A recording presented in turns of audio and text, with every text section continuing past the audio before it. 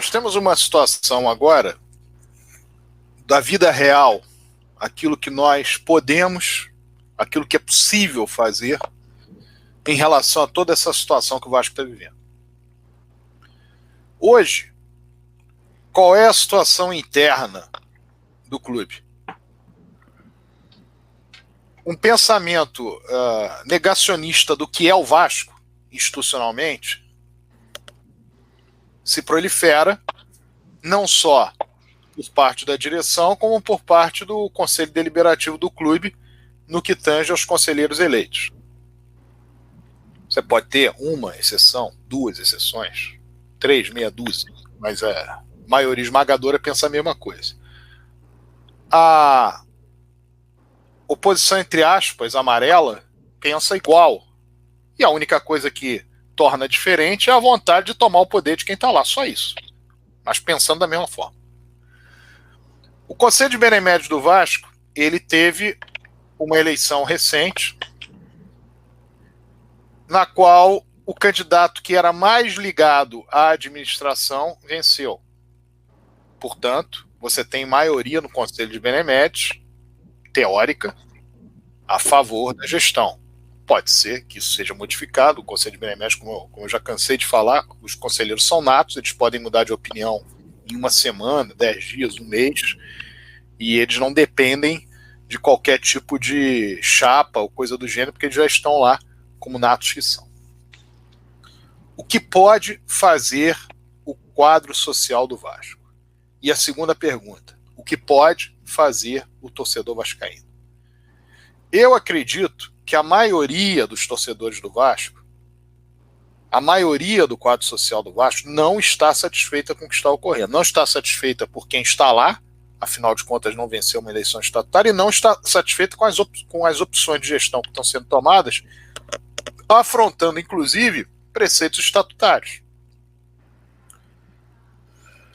Diante disso, existe sim uma forma do Conselho do quadro social do Vasco se manifestar prática. Vamos fazer um protesto na porta de São Januário? Ok, pode ser feito. Vamos fazer um pedido via secretaria? Ok, pode ser feito. Tudo pode ser feito, tudo deve ser feito. Qualquer tipo de protesto, desde que mantendo intacto, evidentemente, o patrimônio do Vasco, qualquer tipo de protesto pode ser feito. Só que, em termos práticos, o que pode ser feito, que freie o que está ocorrendo lá, é a manifestação de 20% do quadro social para que se convoque uma Assembleia Geral Extraordinária sobre algum tema relevante ou sobre vários temas relevantes, para que isso seja levado ao conhecimento do sócio e votado pelo sócio, se concorda com isso, com aquilo outro, se entende que tem que haver uma alteração estatutária nisso, naquilo outro, para impedir que isso, aquilo outro ocorra. No momento, o quadro social do Vasco, parte dele está extremamente preocupada com uma questão ligada à área jurídica. Ou seja, se vai haver uma reversão na justiça para que seja trocado o presidente do Vasco. Ou seja, que a eleição no dia 7, que é a verdadeira eleição que ocorreu no Vasco, passe a ter valor, e a eleição no dia 14, com isso, não tem o valor, e que assuma o Luiz Roberto Lamenciano, que é o legítimo vencedor das eleições no dia do Vasco 2020, como nós dissemos, o que ocorreu no dia 7. O problema é que as coisas continuam acontecendo no Vasco, dia após dia. Você não sabe quando haverá uma resolução dessa questão na justiça e está sendo tocado o clube da maneira como nós estamos vendo. Perseguição política, uma série de ações institucionais deletérias, a total omissão em relação a pontos importantes no Vasco, a total aquiescência por parte do Conselho Deliberativo, ou de grande parte do Conselho Deliberativo, às coisas que estão acontecendo, nenhuma manifestação do presidente do Conselho de Beneméritos sobre as situações, inclusive que envolvem beneméritos do clube. Tudo isso só pode ter um freio, é um freio do quadro social. Então, nós fizemos reuniões no sábado último, reuniões abertas, via remotas, em função da questão da pandemia.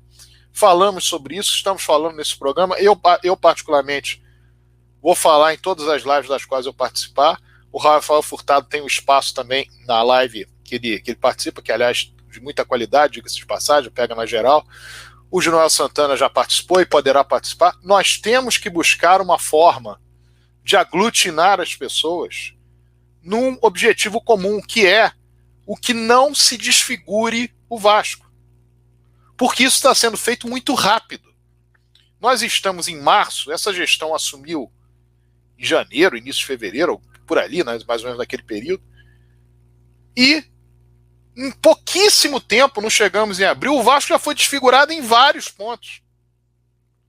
Com o silêncio absoluto da imprensa convencional, que vez por outra ainda faz elogio, e do Conselho Deliberativo do Vasco.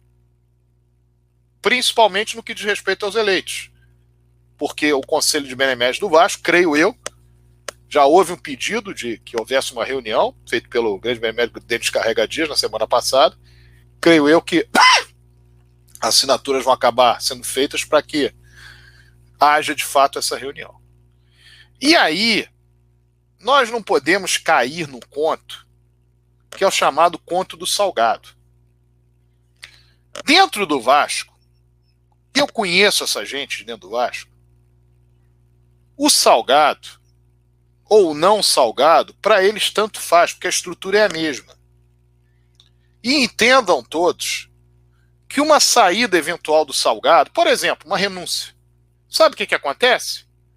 Uma eleição dentro do Conselho Deliberativo, que está dominado por eles, para que vá alguém assumir o clube do jeito que está sendo assumido, com outro nome. Eles não têm nenhuma preocupação se é o salgado que está lá ou não é o salgado que está lá. A preocupação deles é zero em relação a isso. Eles usaram o nome do salgado porque entenderam que ali poderia carregar mais votos, é uma pessoa com história do Vasco, mas eles não estão nem aí se o salgado vai ficar, vai continuar, vai desistir, vai aparecer em São Januário, desde que as coisas sejam feitas da maneira como eles imaginam que tem que ser feitas. Então a nossa situação é muito pior do que parece sob o ponto de vista político interno. Nós temos que nos aperceber que a reação tem de vir do quadro social. Não tem o quadro social que esperar 3 anos ou uma decisão na justiça de reversão. Tem que ser diligente para que essa decisão na justiça saia? Claro que sim. Tem que tocar no assunto? Claro que sim. Tem que falar? Claro que sim. Até porque é uma briga pela soberania do Vasco. Mas existem coisas acontecendo nesse momento que precisam ter por parte das pessoas um entendimento que o freio é necessário e que por enquanto não há freio. Por mais que o Sérgio Frias,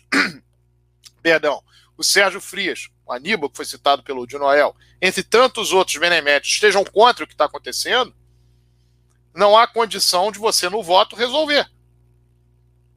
Então, você precisa que haja o voto do quadro social. Para que haja o voto do quadro social, é necessário que o quadro social, 1/5 do quadro social, se manifeste, fazendo os devidos pedidos. Para se manifestar, precisa haver organização, precisa haver aglutinação, precisa haver um interesse comum institucional. Então, está na hora de se buscar uma frente ligada à condição de tirar o Vasco dessa situação no que diz respeito a frear as posições que estão sendo tomadas. Em paralelo, há uma discussão na justiça, ok, nós o tempo todo estamos dando apoio, sistematicamente vocês me vêm falando isso, veio o Rafael falando, de Noel, todo mundo que aparece aqui no Casaca fala a mesma coisa, mas há um problema acontecendo no dia a dia. E esse problema precisa ser freado.